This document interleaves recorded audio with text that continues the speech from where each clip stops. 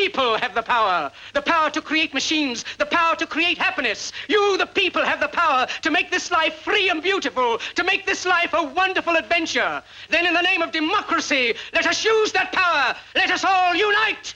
Let us fight for a new world, a decent world. Welcome to Rabble Rants. I'm Santiago Hello Quintero, and alongside Jesse McLean, we're going to unpack the stories that have us most riled up and challenge the narratives around them. All right, today we're going to talk about the student encampments again, but only in so much that they are asking us to turn our eyes to Rafah as well. I mean, the whole purpose behind the encampments is to draw attention to the Israeli genocide against the Palestinians. And this last week and a half in Rafah has been horrific. Israel has again bombed the safe zone in Rafah, killing about 45 people in a single bombing, mostly women and children who were sleeping in their tents at the time. I mean, the internet is awash with a fresh wave of horrific images that you can never unsee. You know, parents bringing out pieces of their children to simply prove the horrors that they're going through. And true to force, Israel first denied the bombing. They've now admitted it was them. They're saying it was an accident. They're going to investigate. I mean, it's almost a meme at this point, this cycle of denial and minimization that goes on for these war crimes that apparently still don't cross the U.S.'s red line, as they've reiterated support for Israel and said that it was bad, but it's just not bad enough for us to do anything about it. And we've talked about international law before. This particular bombing happened almost immediately after the ICJ ordered Israel to cease operations in Rafah, which is considered a humanitarian safe zone. That's from the South African case against Israel that Mexico is now asked to join. So we've also seen a bunch of nations recognize the state of Palestine this past 2 weeks: Norway, Ireland, Spain. But yeah, in terms of Rafah, another development that we need to be talking about is the creation of a buffer zone. This is nothing short of annexation. And when you look at the map, it really does start to look like what the West Bank looks like. Parcels of land separated by military corridors. And one of the most significant corridors that they've created is to block off the Egyptian border. Tanks have moved into Rafah as well, so much so that almost every aid organization has ceased operations, most notably the World Central Kitchen. But also, I'm sure you've seen the many, many GoFundMes that are going around of people trying to flee Gaza. And if you're paying attention, it's through Egypt that people are finding any refuge. And so this crossing has completely been surrounded by the military, by the Israeli military. The only border that Palestinians now have access to is the sea, and Israel blockades the sea, so they have them completely surrounded.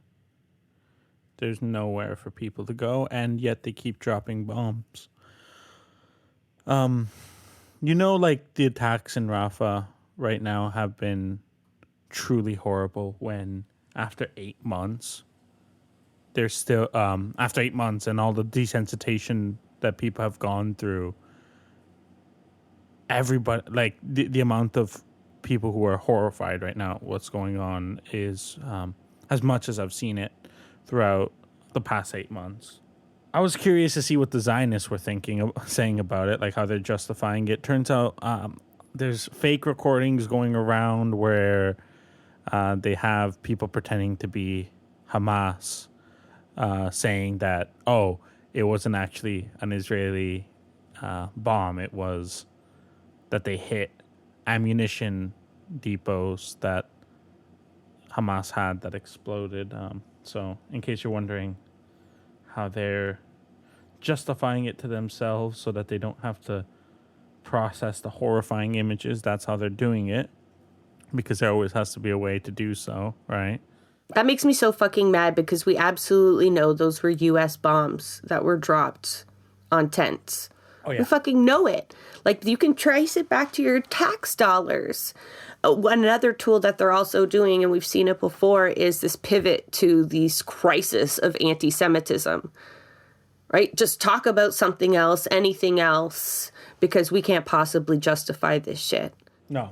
It's, I think, textbook case of how people justify things, justify the unjustifiable. No, it's... I mean, I'm shocked. The last couple months for me, I'd say, have flown by in a weird way because I've been so burnt out, stressed, overwhelmed, and busy. And now somehow we're 8 months in and this shit still it keeps happening. Like, I think back to October, and it was horrible in October. Like, every single day, all the news were here. I remember I wrote an article like 2-3 weeks in where we were talking about how Israel had dropped 2 nuclear bombs worth of bombs In like 2 weeks on Gaza. or something. Yeah. And that now represents a fraction of what's happened in Gaza. You say 8 months, but now we're almost 9 months. By the time listeners are going to hear this, you're almost at 9 months. Shit, we're almost getting to 1 year of this genocide, and now these people are completely trapped. Like, when I say trapped, I mean they are trapped. But you're right. Despite the length of this and the amount of horrific images people have been exposed to, right, and stories, it has not dwindled their resolve. It builds, right? Because we are seeing the tide turning, and like the door will never close on people viewing Palestine as a legitimate state. And like, there's some things that just we can't go back on, right? There's been advancements despite the horror, and we're still seeing activists escalating their tactics, and they have been steadily. I don't know where we're going to go from here. Well, we can talk about that, but no wonder students are taking over their campuses. One of the things that I heard this week, it was a reminder, I mean, I think I already knew it, but that every university in Gaza is gone. Every single one. Every university in Gaza is gone.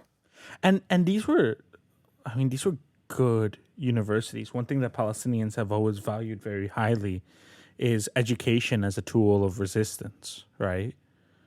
Palestinians are, for the level of poverty that they, I don't think anywhere in the world you'll find a group of people that are more poor yet most educated.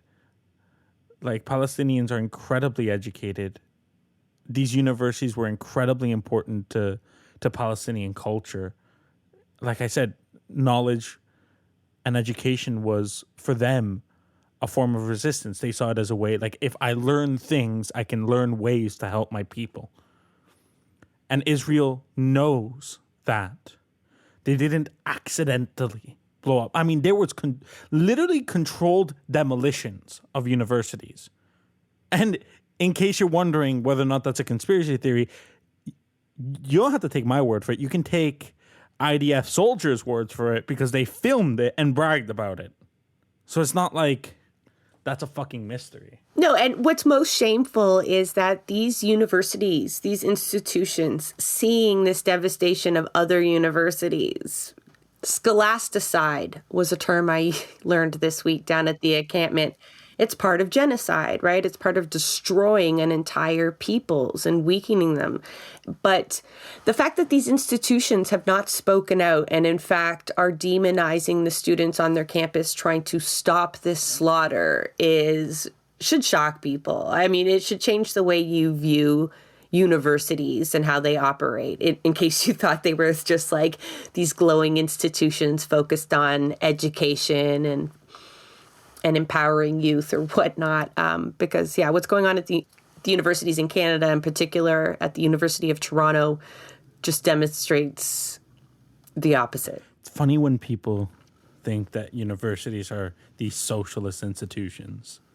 You know, like I find that so amusing because universities are pivotal cornerstones of capitalism in the way that they function. I mean, it's a microcosm They are as they operate as institutions, but it is true. Like York University's political science program is a den of Marxists. Okay, Oh, I'm not saying I went through it. I'm I not mean, saying you have. Look, the students, faculty, yeah, but like as institutions and the way they function and the people who succeed because of it, that's a different story. But one thing I wanted to mention real quick was I'm reminded, suppressing knowledge is a very key element of genocide, as you said, and I'm reminded of Canadian genocide against Indigenous people and how they, the residential schools, how they kept people from accessing their traditional knowledge, how they suppressed their ways of knowing, and how pivotal that was in that genocide, that ongoing genocide, right? It's fucking nothing new under the sun, right? There's so many parallels to draw there, and it really, like when people talk about, you're protesting a university thousands of kilometers away. What does it matter? I mean, do you not see the parallels? Do you not see how these things are interconnected parts of the exact same system? Anyways. and if you don't, make sure you check out our episode with Misquasin. She did a great job of listing the amount of parallels between the colonialist project that is Canada and the Zionist project that is Israel. On the internet isn't real, to fake the algorithm out. I'm loving that. I should just work it into my vocabulary. Maybe our transcripts won't get flagged. But anyway, let's get into the encampment. Let's. The People's Circle for Palestine. I like that name. Yeah, it's a good name. I'm sure many listeners are aware of what's been going on. They better be. It's the largest student encampment in North America right now. We know that there's an encampment, but I'm sure many of you have already heard about what's been going on the past week, right? With the University of Toronto giving an ultimatum to the students to clear out by Monday, was it 24th? 26th? I have horrible track of days. Monday passed. Monday passed from when we're recording this. We're recording this Thursday the 30th, for context. If not, they would be trespassed. They threatened students with expulsion. They threatened faculty with being fired, faculty and staff. And now, next Monday, so the 3rd, again, we're recording this the 30th, they have their convocation. So the timing was obvious. They wanted their green circle for convocation purposes. And things did not go the way that the university would hope whatsoever. Now, I was thinking like, okay, we gotta get ready, gotta get ready to defend it. But I honestly, I didn't expect what happened. And it was a pleasant surprise to see Laura Walton, president of the Ontario Federation of Labor, which represents 54 unions and over 1 million workers in Ontario, put out a pretty badass letter calling on labor to support the students and saying if the University of Toronto makes a move against the students, they'll have to go through the workers first, which was very welcome to see. And Jess and I went down for the rally they had Monday as the clock ticked to 8 a.m., marking the deadline. And it was a good showing. It was. Who didn't show up is there were zero police. When we had gone earlier, you could see a surveillance van that was marked Bell Media bullshit. But, you could see cops just on the outskirts of campus. They came to the front gates at one point when there was an issue. But they were nowhere. And I have not been to any rally or demonstration in Toronto in some time that did not have at least bike cops kind of on the perimeter and a bus or a van down the street just ready to release the beasts. So that I thought was notable. I want to add an editorial note as well. In case people don't remember Laura Walton before she headed the OFL, she almost led a general strike here in Ontario. She was the president of the particular education workers that went up against Ford when he used the notwithstanding clause. And they, stirred this province up. They got other unions like OPSU and JP Hornick, who was also at the emergency rally, to stand in solidarity and walk on Wildcat strike.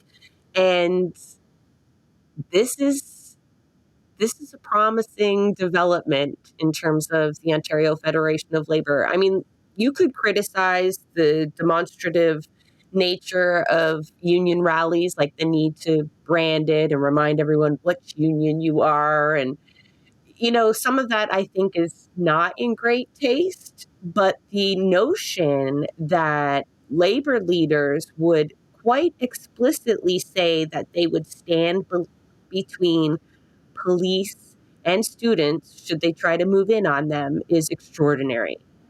Yeah. And they weren't saying they'll go like that they'll write their MP or yeah. No, JP be really Hornick upset about it. Was clear they're going to put their bodies on the line in between the cops and the students, which is what you want to see from labor. I mean, JP Hornick said great things.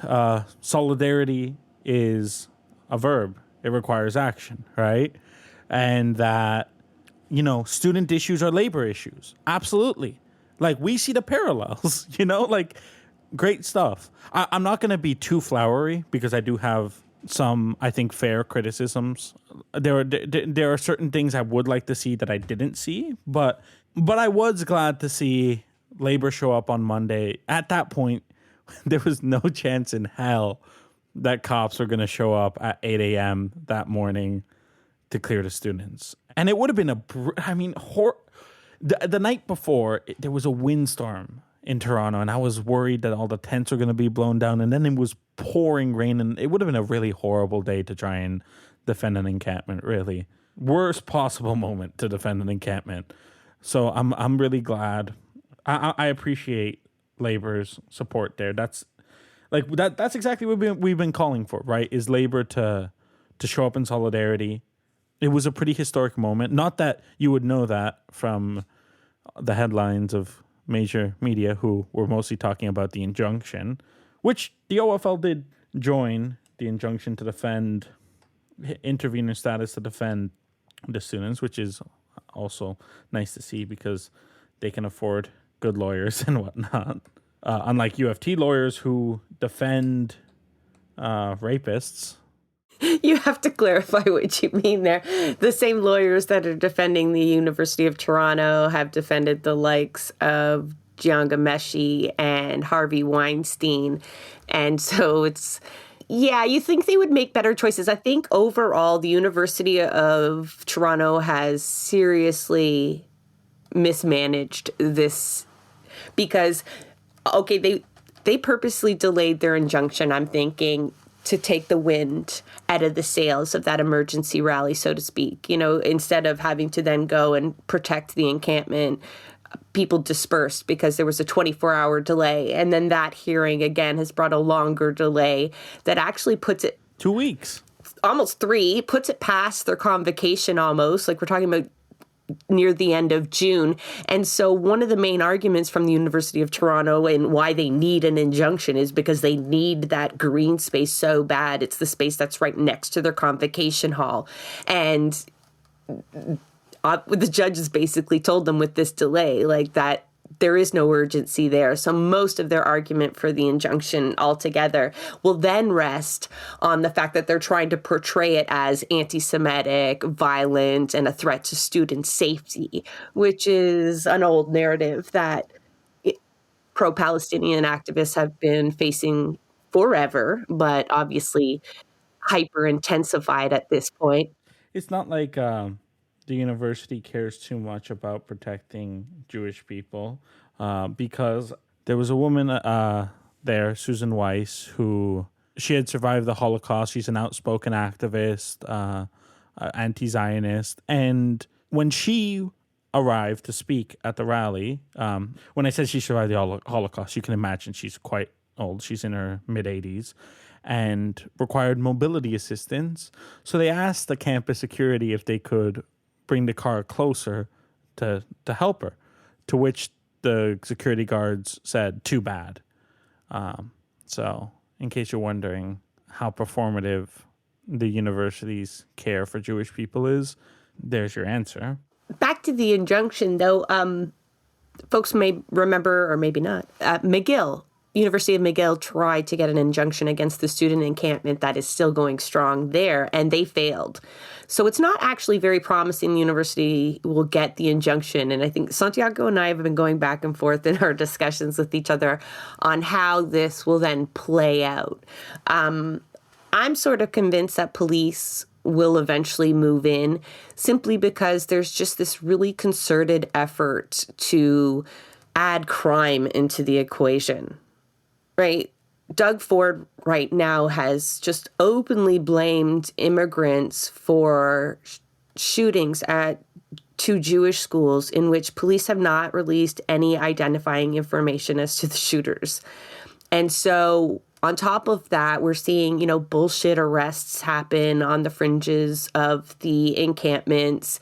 And, they work hand in hand with certain players to sell that narrative that it's, just inherently violent.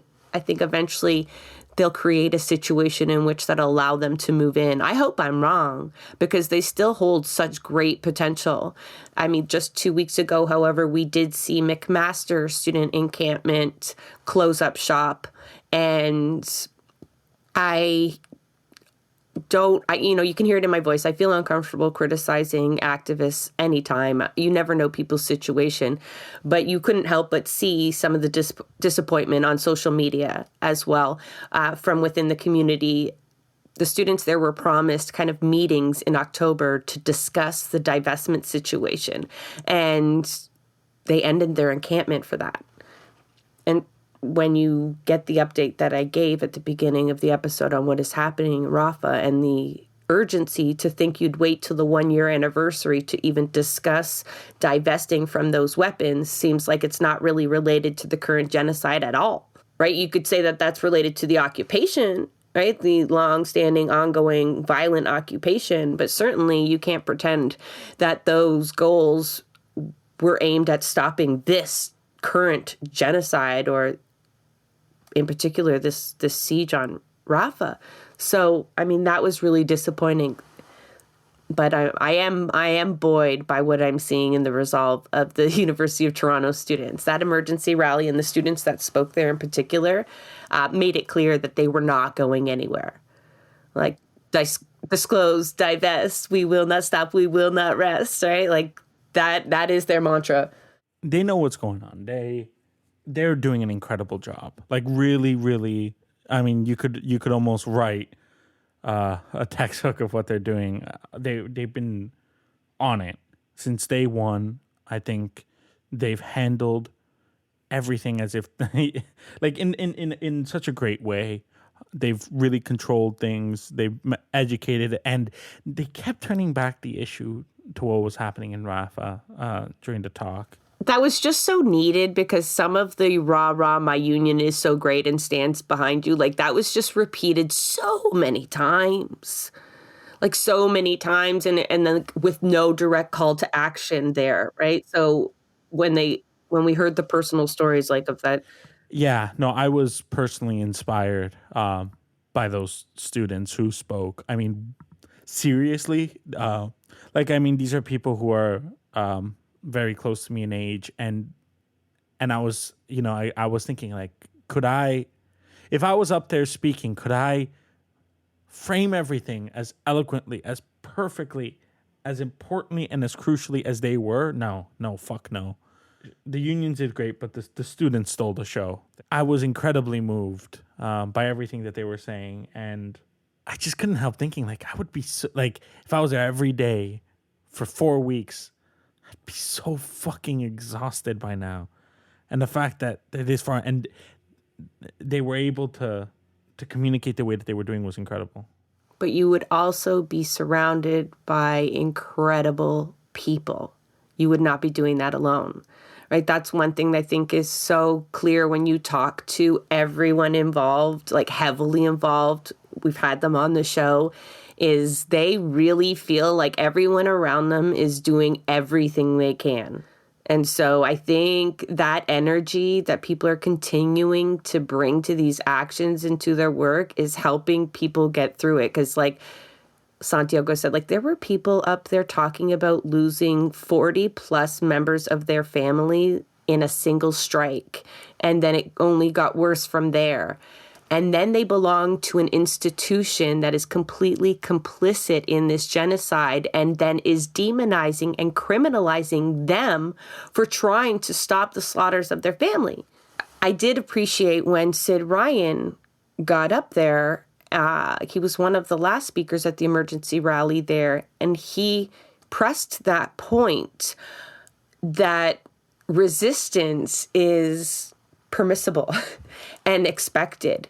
He called what happened in Ireland, it's the Irish Intifada, and kept reminding people, or rather he asked the question that we should continually to ask, why Trudeau can stand up there and say he defends Israel's right, or that he supports Israel's right to defend itself, but yet it is so taboo and draws such scorn if you say the same about Palestine, that they too have the right to defend themselves. Because when we say that here in Canada, when we say they have the right to defend themselves, that means millions of aid in weapons and trade and whatnot. And so there's real meaning to that statement, but it just simply doesn't apply to Palestinians or people trying to stop what's happening. So, and, you know, Jolie comes out and she condemns the strikes in Rafah with one hand and then again tries to shut down these protests with the other. You mentioned someone who said that they've lost over 40 members of their family. I want to take a moment because their speech, they're a healthcare worker, part of the Healthcare Worker Alliance for Palestine, who works at UofT. Bassel Baoud, their speech was incredibly powerful. And I just want to share a little bit about their experience. They mentioned about how they've lost 44 members of their family. One part of his family was Dr. Omar Farwana, who was the Dean of Medicine at the Islamic University of Gaza, who was killed with their wife, their children, and their grandchildren, including 17-day-old infant, who was the cousin of Bassel. And I think Bassel put it well. He was talking about the inactions of the silence from the medical community, who, in his words, do not give one word for those who do not take life, but give it. Then I only have one word for them: shame. I can't fathom that. I can't fathom the suffering that he has gone through. And that was what you got from there. Like, you know, people can talk about, and you'll hear the narratives, right? They're trying to frame the encampment as an exclusionary space, as a violent space, right? There's the violence. We can see the violence. We know where the violence is. But they're not concerned about that violence, right? Like, that's the thing. That's the hypocrisy here. I'm out here listening to what they're saying. It's affecting me deeply. Meanwhile, the president of UofT, he won't meet with these students at all. He's avoiding them. You know? He will go to the legislature and talk about anti-Semitism, though. He has time for that. Aaron, one of the students who has been a spokesperson there every day for the past 4 weeks, absolute fucking badass. They put it well. It can't be because they do not know where we are, because we have been here the whole time, right? But you know what they will do? They'll host press conferences, and then they'll exclude even their own student journalists from the varsity, the UofT student paper, from attending. But they won't talk to the students. This is why the encampment cannot go. And this is why it's important to show up for it. And I know a lot of our listeners are in Toronto. There's a chance here in the coming days that we hear the call, that we need to show up. You don't, look, if you're uncomfortable putting your body on the line, show up with a camera and be there. Be there as a presence if you can. If you can do it, please be there. If folks go to Occupy UofT's Instagram, I will link it in the show notes. They have a link tree there. You can join their Telegram messenger. That's where they put out updates and community callouts. This is a great tactic for these encampments to be able to engage the wider public who can't camp overnight. You talked about hypocrisy, and I can't talk about the emergency rally without ranting a little bit about the fact that the Ontario NDP were allowed to take the mic there. And I don't know who the fuck invited them, and I don't care. I don't think it was the students that invited them, from what I know of the students. No, it sounds like it was the steel workers, probably. Oh, that would not surprise me. I love unions, but if anybody knows anything, the steelworkers in the Ontario NDP or the NDP in general, I mean, they walk step in step. Their staff are like the same. It's a little bit of a red flag for me when they get up to the mic and they have Jamie West, who is the labor critic for the Ontario NDP, standing there in his bright orange windbreaker. Not a Palestinian piece of regalia on him, right? Not even a watermelon pin that Jagmeet so bravely wears now, okay? He couldn't even put that on. He's standing there with his windbreaker, and I say to Santiago, I don't know what I'm going to do if he takes the mic. He better not take the fucking mic, because I won't be able to control myself. And I was not. I'm glad you didn't. I'm glad you didn't. I snicker-snackered and I made a few call-outs while he was speaking, but I didn't want to disrupt an event that wasn't mine. But then I thought, oh, well, that doesn't stop other people. You know what I mean? Like, I can't talk about disrupt. Anyway, there's not a lot of thought that goes through my head. Rage kind of takes over, right? Like, I was shaking. I couldn't hold my phone steady. I just asked him when he walked away from the mic, like, where the fuck were you when Sarah Jama needed you? Because people, let me tell you that this man got up at the mic and he had the nerve to say that he knew solidarity was a verb as well. He said he knew that it was super important to stand with people even when it was hard. The fuck you do, buddy. The fuck you do. And it was so funny watching this guy's body language, because what a fucking liar. You know, like, everyone else brought passion, care. Like, everyone else felt it. And this guy looked like someone was holding a gun to his head to be up there. To be fair, okay, I made sure to make hard eye contact with this man the entire time, shaking my head. And because Santiago's got a press pass, like, I'm right front and center with the media with really nobody in front of me. He saw I was angry with him. He probably saw me glaring at him before he ever took the fucking stage. Like, I was not happy he was there. And obviously Socialist Action was up at the front, because you can't miss their 10-foot banner. And they have qualms, I'm sure, as well. So I heard Barry and a few other folks chirping away. So he was not getting the same reception, whereas those students came out and we looked like we were ready to die for them, right? And nodding along and cheering. And then the ONDP gets up in there. I imagine it was just daggers all around. I couldn't be the only person looking at him going, what the fuck are you doing here? You have some nerve. And I'll tell you, at the very end of his speech, when we talk about putting our bodies on the line and all of that, he gets up there and he can't even say the words that the Ontario NDP stands with these students, not in their stand against genocide, not in their point of divestment, and not even if they are attacked by police, right, raiding their peaceful protest. No. He cannot tell you that party stands with you. He just repeats the line we've already heard about 8 times by this point, that labor stands with you. He's not even a union employee anymore, right? He's just the labor critic. And the hypocrisy there was just so glaring. So, you know, I apologize if anybody who threw that event. I think Spring Magazine had a lot to do with it. I don't know if you folks invited him, but fucking don't. Please don't do that. Please don't legitimize these politicians who have done less than fuck all or more than fuck all because they've done harm, whatever that would be. Like, they left Sarah Jama standing alone. They demonized folks right from October. Like, fuck them. He didn't add anything to the rally. You only gave him cred. Yeah, no. But then you didn't because he looked stupid. And thankfully, people called him out on it, right? As he finished his speech, he was booed away with calls to reinstate Sarah Jama that were echoed by one of the students who was acting as master of ceremonies. That's right.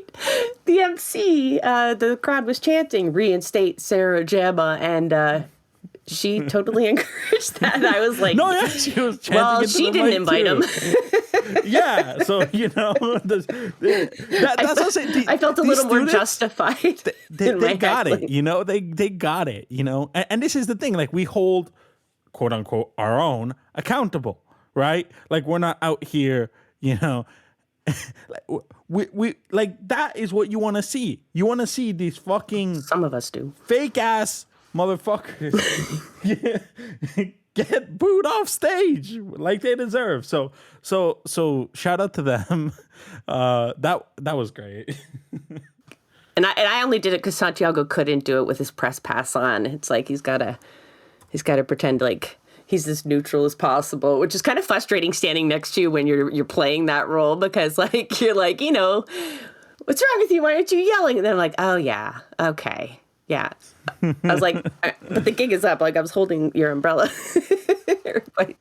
but I want to talk before we sign off, because the most important part is like the potential these hold. And I think simply occupying the grass is where they're at now, but they're going to have to need to escalate, especially if you look at the University of Toronto and the fact that they're not negotiating, and you need to get what you need to get. And shit in Rafah is escalating. So the folks at McGill, one thing that they're doing successfully is pressuring people to boycott the campus. So students might not be in session. Well, they are. They're summer school, but it's like a much smaller cohort. It's a skeleton crew. Yeah. But what the university does do a lot of is hold events, right? Teaching events, conventions. I mean, they rent out their space for all sorts of things during the summer.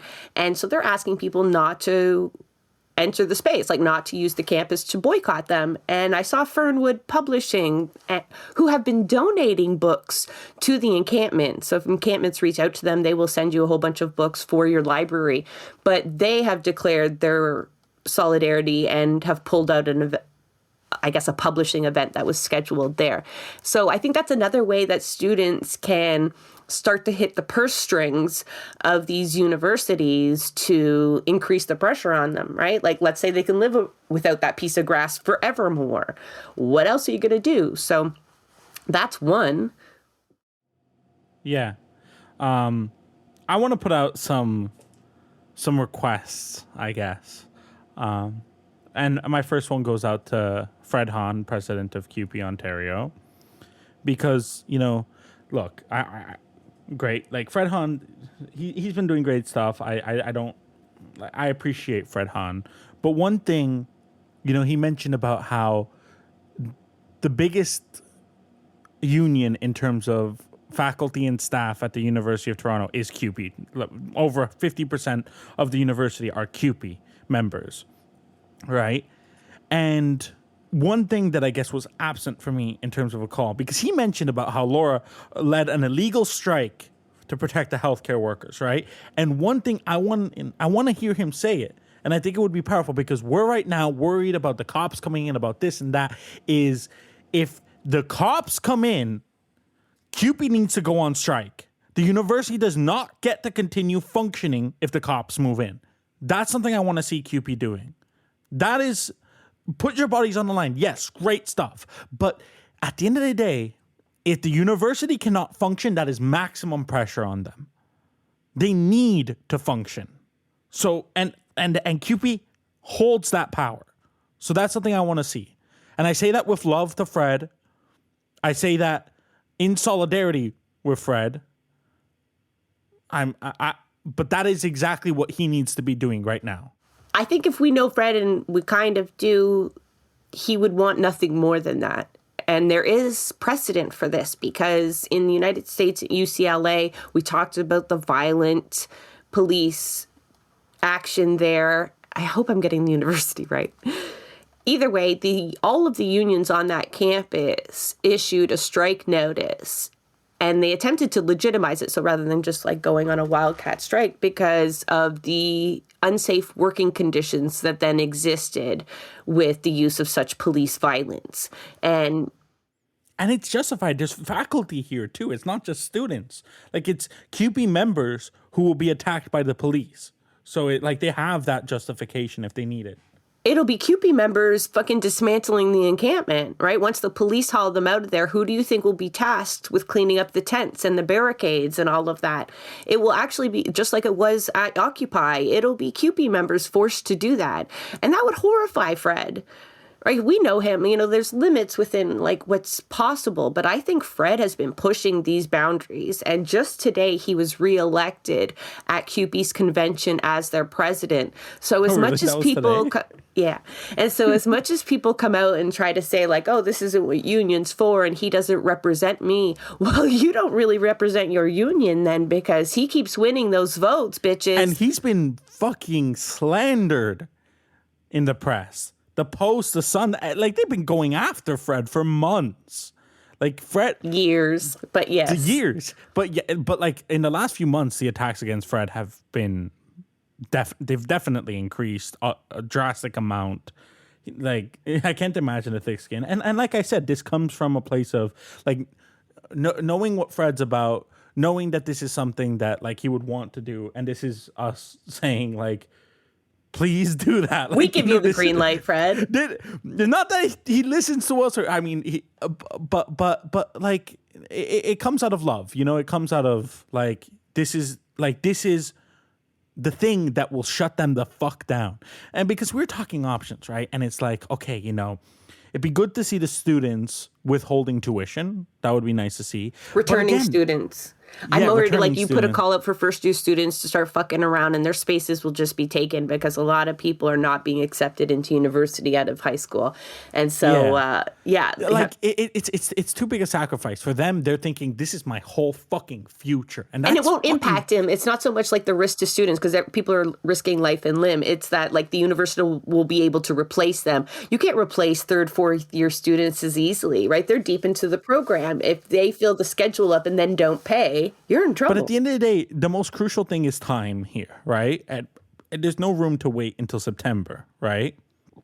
Which is why when you think about, like, what is the most powerful action that can be taken right now, it's the workers of the university saying no. And there's a lot of precedent here. I mean, one of the faculty members who was speaking at the rally spoke about how, and she was Jewish, she was saying about how the biggest threat to her was being told she couldn't give academic speeches at the encampment without risk of her job.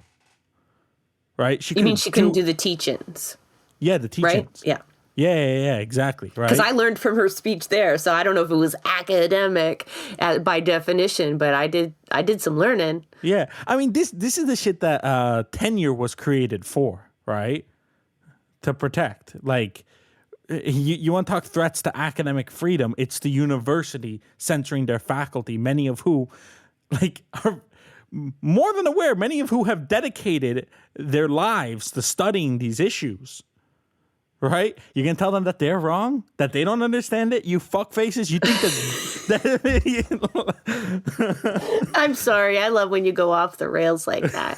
I mean, we're there. But one of the things, you can't wait till September. So what universities are doing right now is convocation. So for those who've never gone through convocation, I mean, it's weeks of this shit. I mean, hundreds and hundreds of students and their parents all get up. Everyone has their cell phone on and they run through all these names and they're in the great halls. And so if you're on TikTok or Instagram, I'm sure you've seen the United States going through convocation and they are being seriously disrupted. Now, they're not stopping, but, when the university president gets up there, or for fuck's sake, Jerry Seinfeld was at one of the universities giving their speech. And so you can only imagine the reception he got. And then people are walking out en masse. They're holding up their flags. They're chanting on the way out. I mean, it's something. But one of the interesting things that I saw in the article talking about the injunction at the University of Toronto was that the protesters wait. So the university's trying to frame like it's a threat to convocation, amongst other things. And one of the responses to that from the protesters was like, hey, we're like just on the grass outside your convocation hall. You haven't used that piece of grass in quite some time. You've gone without it before. There's no way that that is a disruption to your convocation. And a flag kind of went up for me, and I was like, are you guys promising not to disrupt their convocation? Because if I was on the grass with a couple hundred people around a hall and looking for ways to shut the university down, I don't know, I'd be contemplating it. But then again, like, do you take students' graduation day away from them? But it's that balance, right? We talk about that, the narrative. Like, I actually don't give a fuck about somebody missing their graduation when there's a genocide going on. Like, there's just so many things that I can't prioritize at all. Like, it was something silly today, like someone talking about, oh, we don't mow our grass in May, and what will the neighbors think? Because I don't.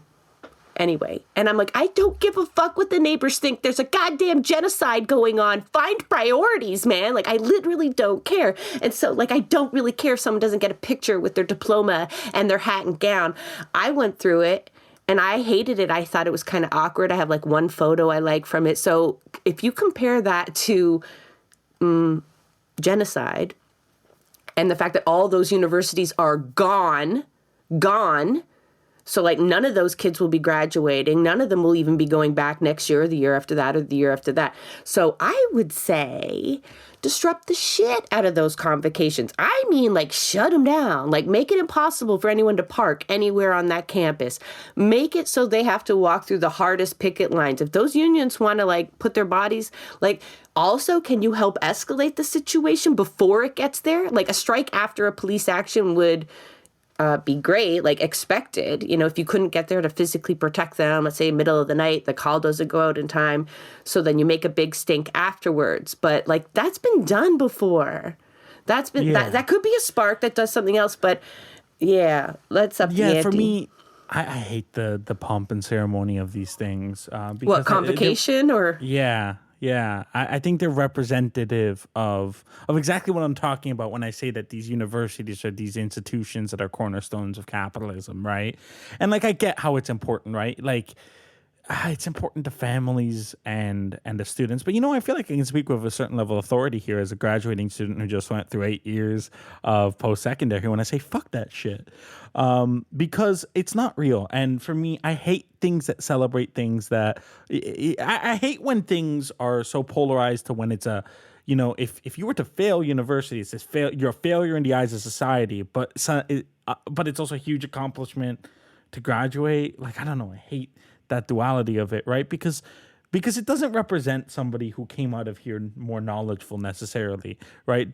I've known so many students who have gone to post-secondary, who haven't graduated, and who, when they left knowing more than a lot of the students who made it to the finish line. And that's not to disrespect the students who made it to the finish line. Good on you. It's a lot of hard work.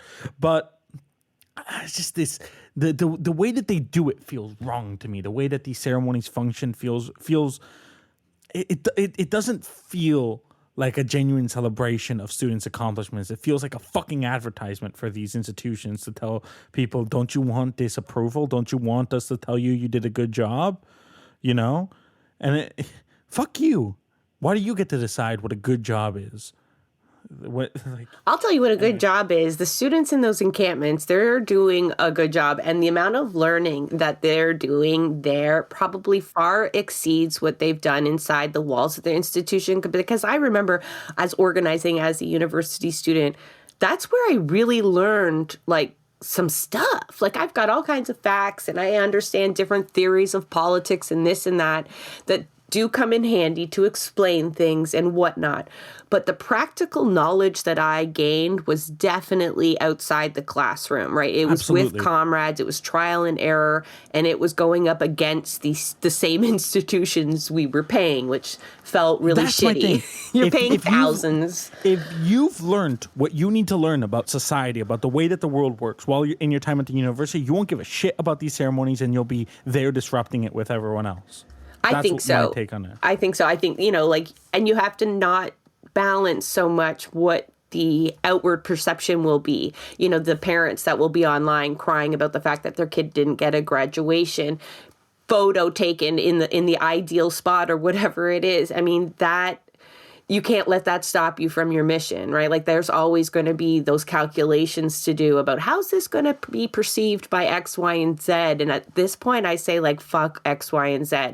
Like just keep plowing ahead and, you know, because there'll always be detractors from like the smallest tiny action you do to the most disruptive one. It'll be the same people out there bitching and moaning about it being too much or being ineffective, and they don't know.